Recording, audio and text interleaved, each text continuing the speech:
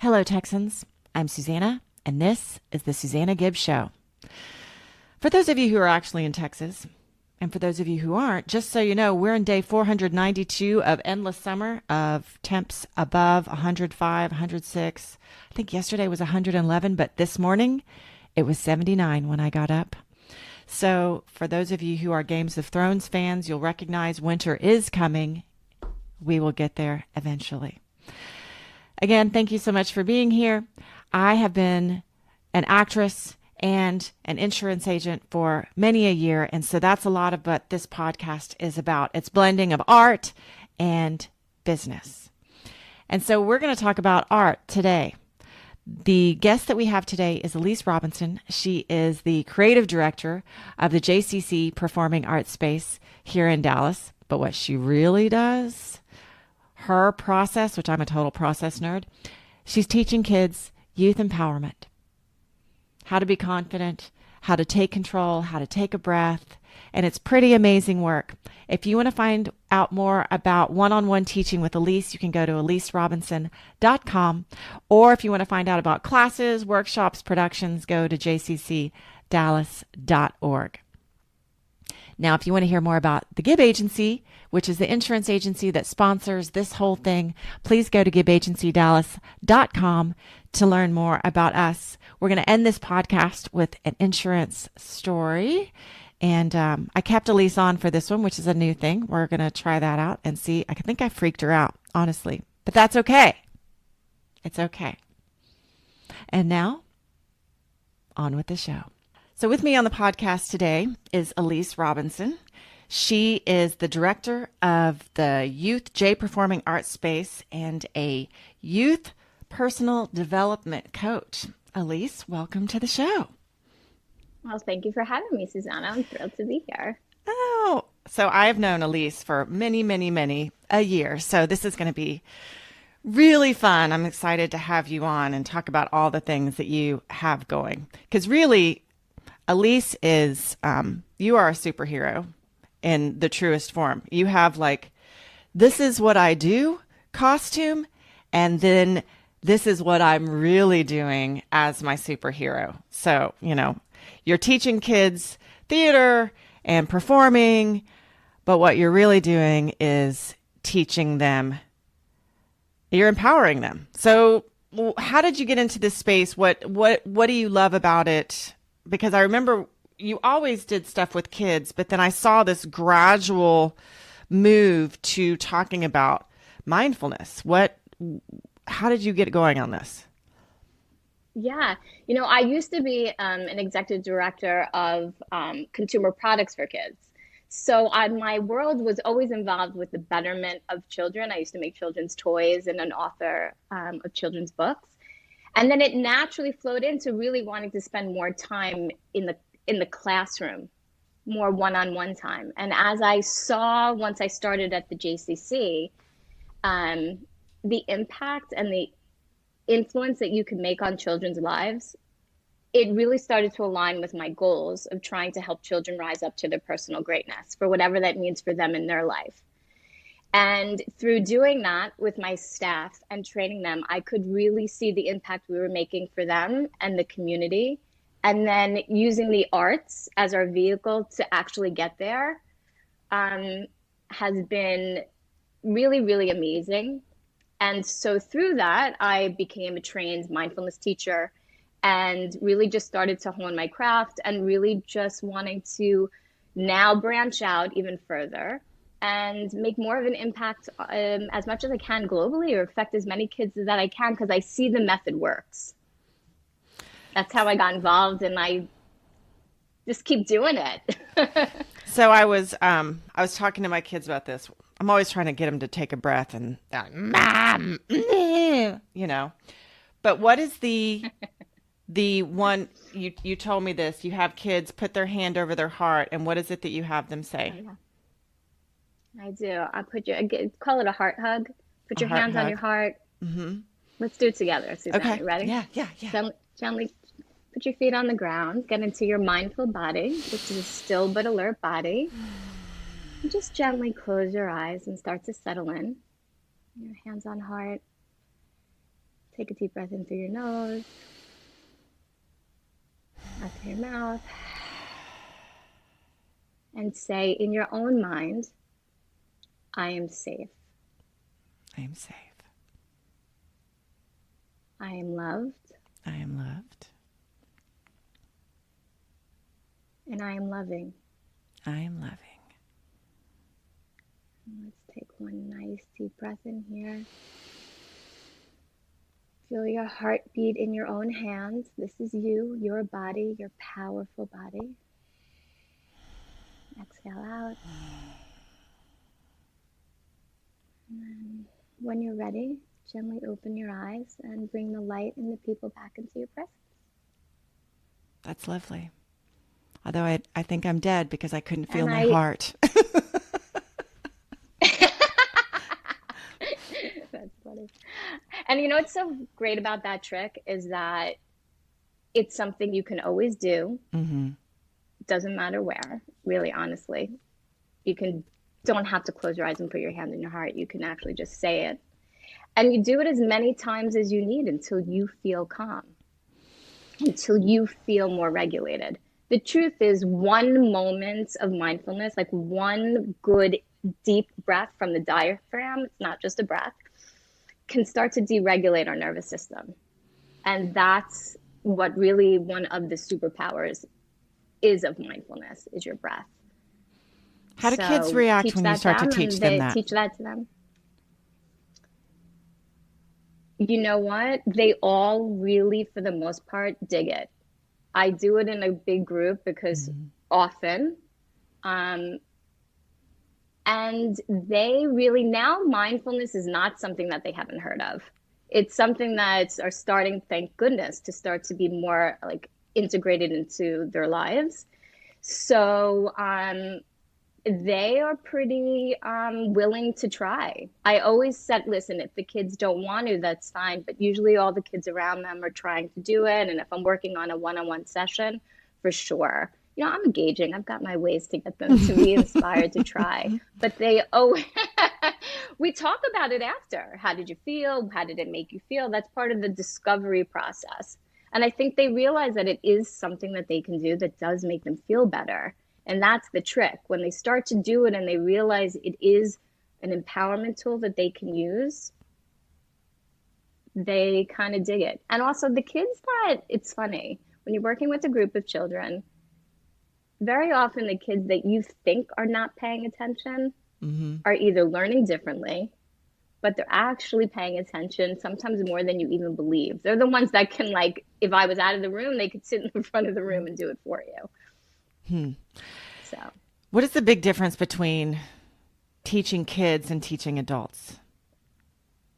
Like, do you think adults are less open to mindfulness than kids? I think the biggest thing, and this is one of the reasons why I'm so passionate about it, is for adults, you're undoing unhealthy habits rather than starting healthy habits from the start.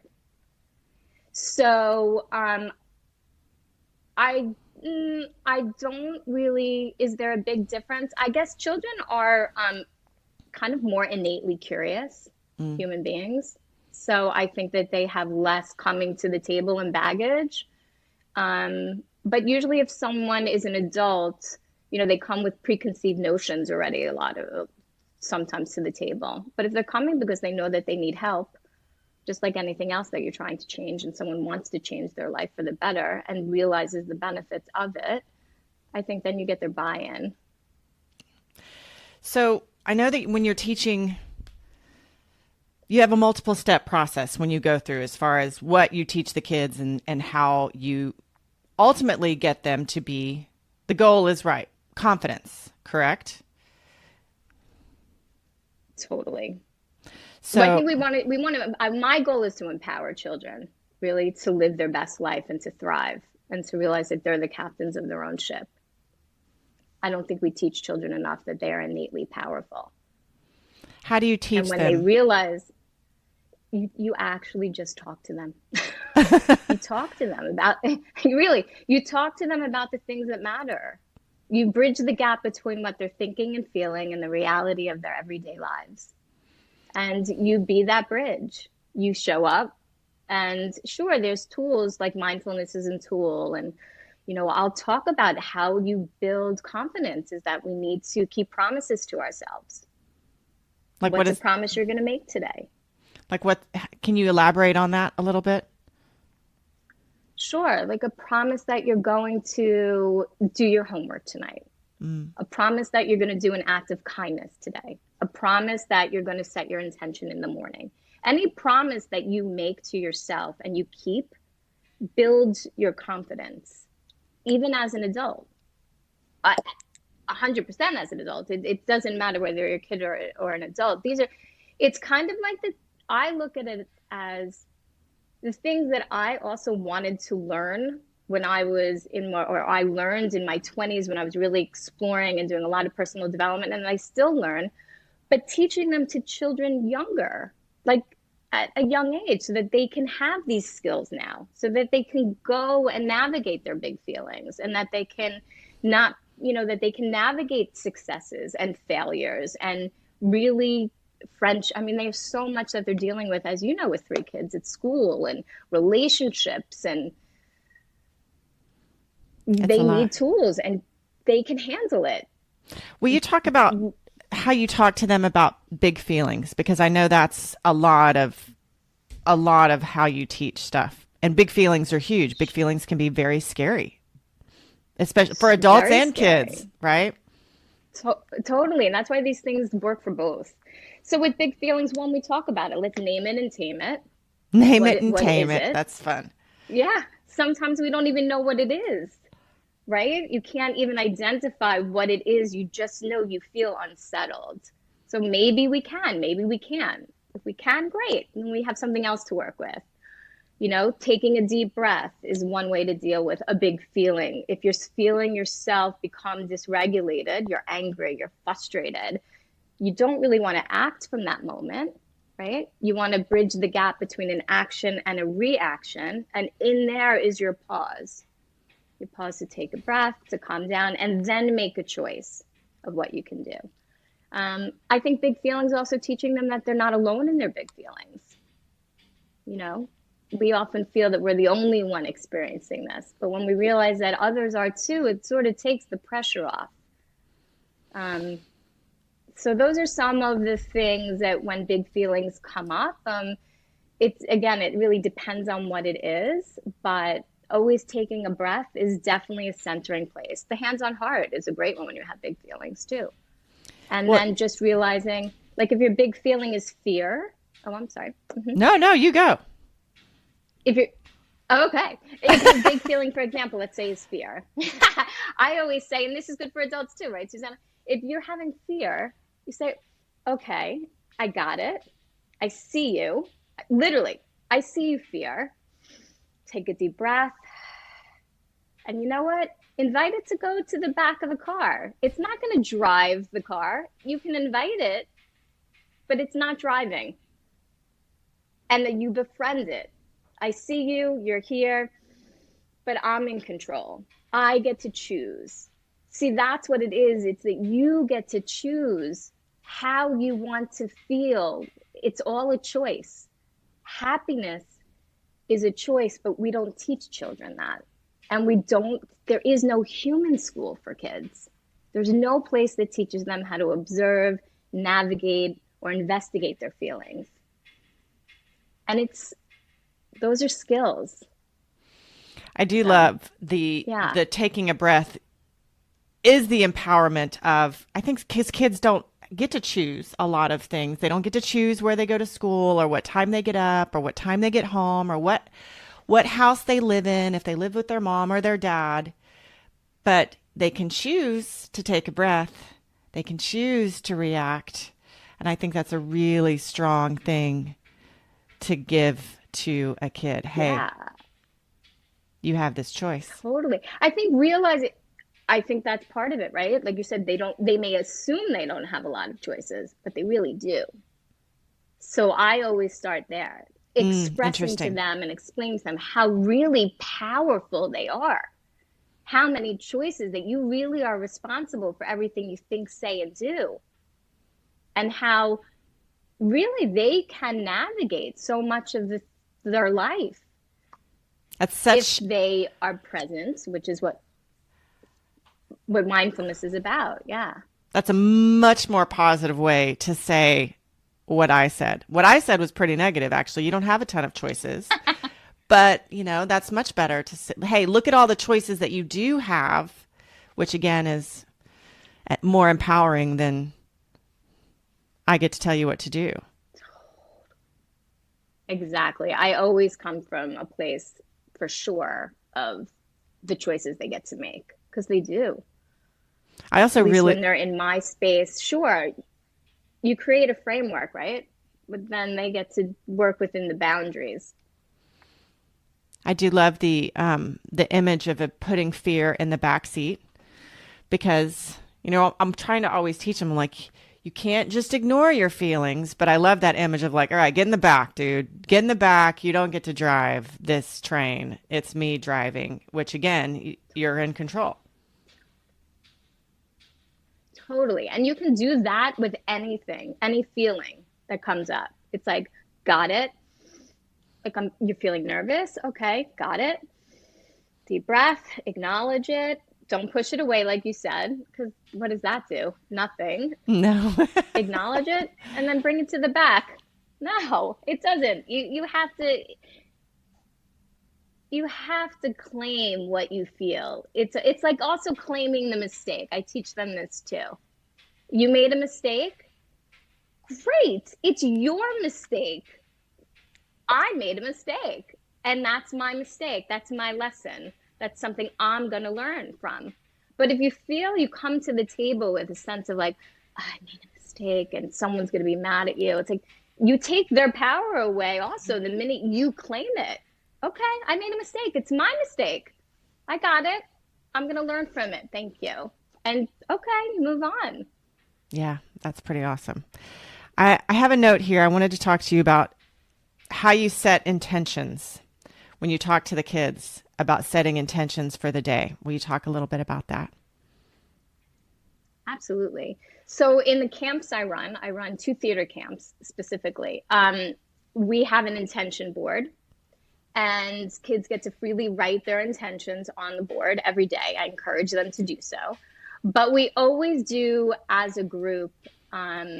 I come in and I'll say to the kids, are we going to have a good day or a great day? And they all repeat back, Miss Alise, we're going to have a great day. And I say, why are we going to have a great day? Because we all decided right here, right now, that we're going to have a great day. And if we decide we're going to have a great day, and you wake up in the morning and you decide, hello, day, I'm going to have a great day, when your day starts to go to the right or to the left, you can come back to the promise or the intention that you made that you're going to make it a great day because what? It's your choice.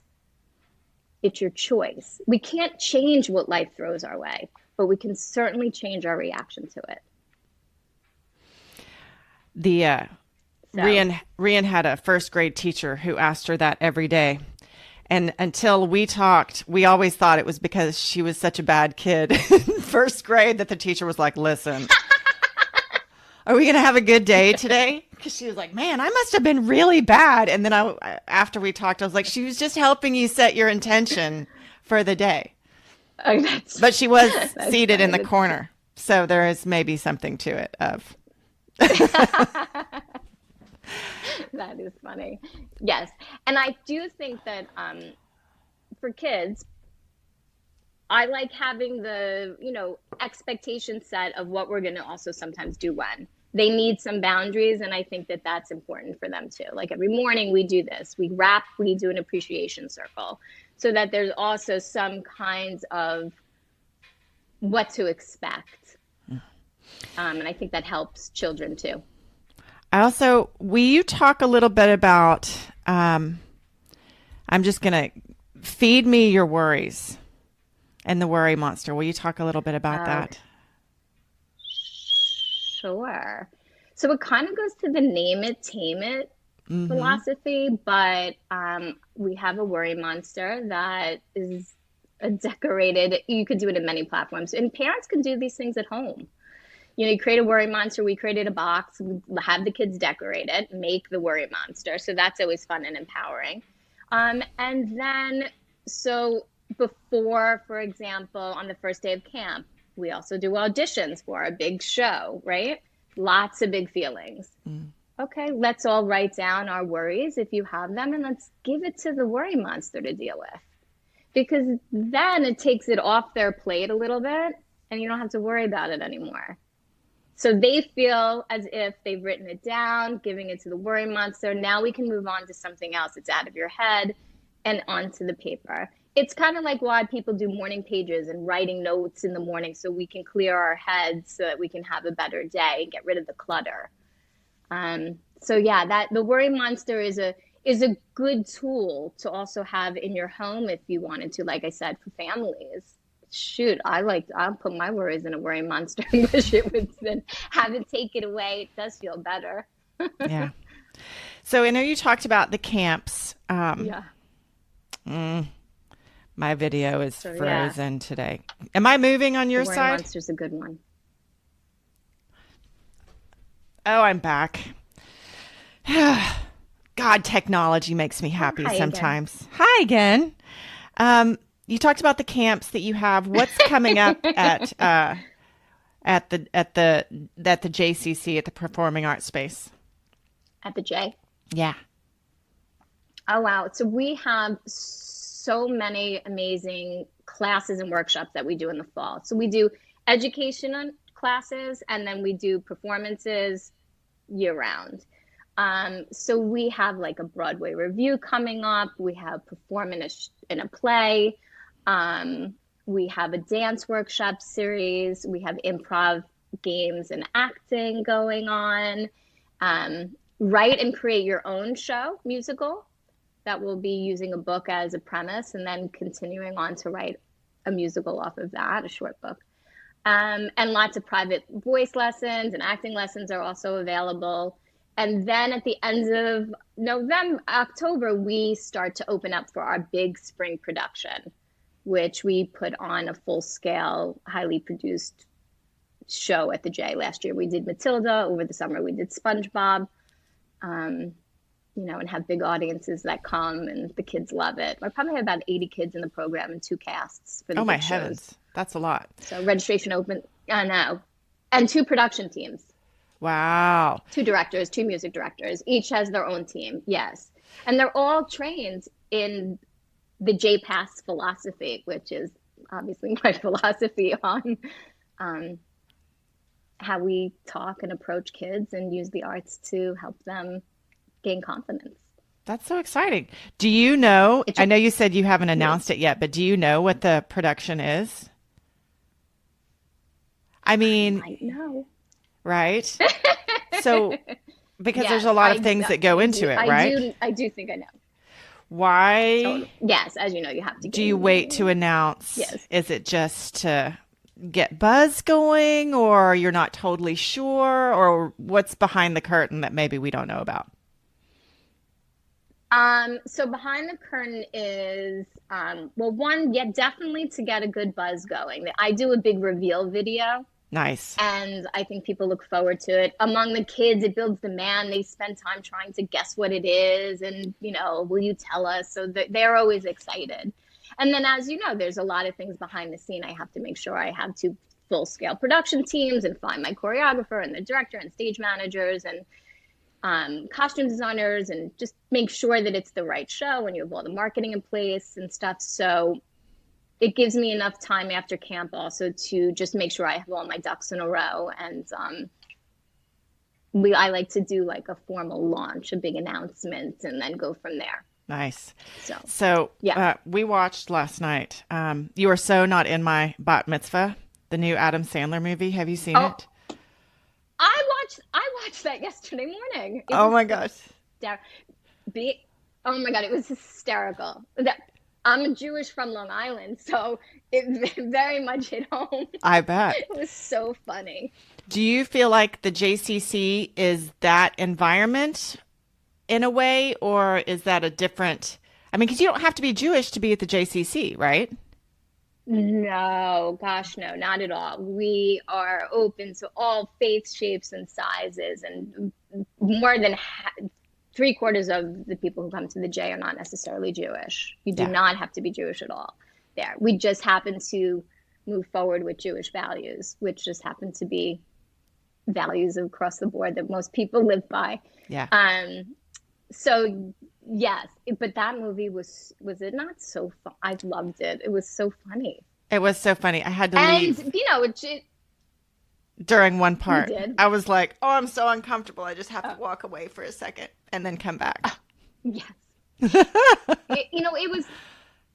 was there were moments I mean, for sure. I mean, there's a lot I could say that I'm like, ooh, Not uncomfortable in a kids and how they terrible, treat bad each way, other. but yeah, I was like, it hurt my middle school soul of just, Totally. Oh God, how mean they can be to each other and for sure, all of that. Yes, there were a lot of good lessons in there.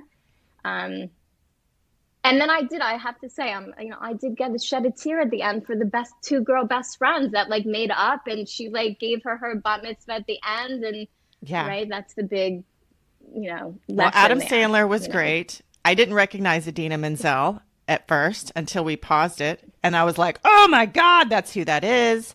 Both his daughters were amazing. So amazing. So good. And did you know that was is that his wife? No, I don't. Idina His Menzel wife, was not I believe. No, Oh, Lydia's mom was his friend. wife? Yeah, I believe so. Someone should fact check that. But somebody mentioned that to me yesterday. I didn't look into it, but I think that's what I heard. Well, I saw that there were 4 Sandler names at the end, and I thought, well, maybe it was one of the grandmas sitting at the table or something. So, yeah, but it was super enjoyable. She's so good. I guess the younger daughter, oh my gosh, she was amazing. So good. Older daughter was good too, felt but the just same. different vibe. Absolutely. Yeah. I agree. It's like, what a Yeah. good peek into a whole lifestyle. Like, Well, and that's the extreme, you know what I mean? But Yeah. yeah, for sure. It was super fun. But it was a fun movie. So is there anything else that you want to talk about that we haven't so far? Is there anything else I would say, just that kids need our help. They need mentors and advocates. And, I think that we're obviously in a mental health crisis for children right now. And the more that we can do to build community around them and provide them support and teach them healthy habits from the start, and create this youth well-being movement, I'm all for it. And I look forward to just continuing to impact kids' lives and make a difference in whatever big and small ways that I can, because it's true. They really are the future, and they deserve our time and our energy to give them a fair start in the world. So, Well, you really are a superhero for all that you do. Thank you for all that you do with kids and empowering them. So good job. Good job, man. And thank you so much for being here. We're going to keep you on for the insurance story this time, because this is a new thing that we haven't done. Usually we do the insurance story after the guest leaves, but today I'm going to tell you a story. So we always close with an insurance story. The podcast is sponsored by the insurance agency. So the story I heard this week, luckily this was not my client. This was somebody else's client, but I'm connected with a ton of insurance agents all over the country, and we share ideas. And the woman was saying, help me. I don't know what to do. My client just called me. They sold their car to the nephew. And so the nephew took the car and they took it off the insurance, right? The nephew that same day hit somebody and killed them. He hadn't gotten insurance yet. The title was still in their client's name. And so they were having to go back and forth with the insurance company to say, well, we canceled it, but is it covered through the end of the day? Because whoever the the car is titled in the client's name, right? That's who they're going to come after. And they had no coverage. Although what everybody did, and everybody would chimed in and they were like, try this, try this, try this. They were like, in theory, your coverage extends until midnight. So go back to the carrier and say, hey, we should have coverage through midnight. So they have liability coverage for this accident that they didn't cause. So, and you hear that quite often. Actually, people get rid of the car, but they don't change the title. And that's the moral of this story, is if you sell the car, make sure the title goes into the next person's name. That's a good thing to remember. Yeah. Yeah. I know. Sorry. Yeah. I told a story that stressed you out. I apologize. Insurance is sometimes just being a little ray of pitch black, man. I'm like, oh, this is the worst thing that can happen. How do we prevent it? But it's important stuff to know, though, so you can prevent it. But yeah, ooh. Yeah, it's tough. It's I'm tough. glad they have people like you. Glad they have people like you to help them, right? On the insurance side. So you're doing good things too, Susanna. Thanks, Alise. Well, thank you again for being here. Welcome. I hope you have a great rest of your day.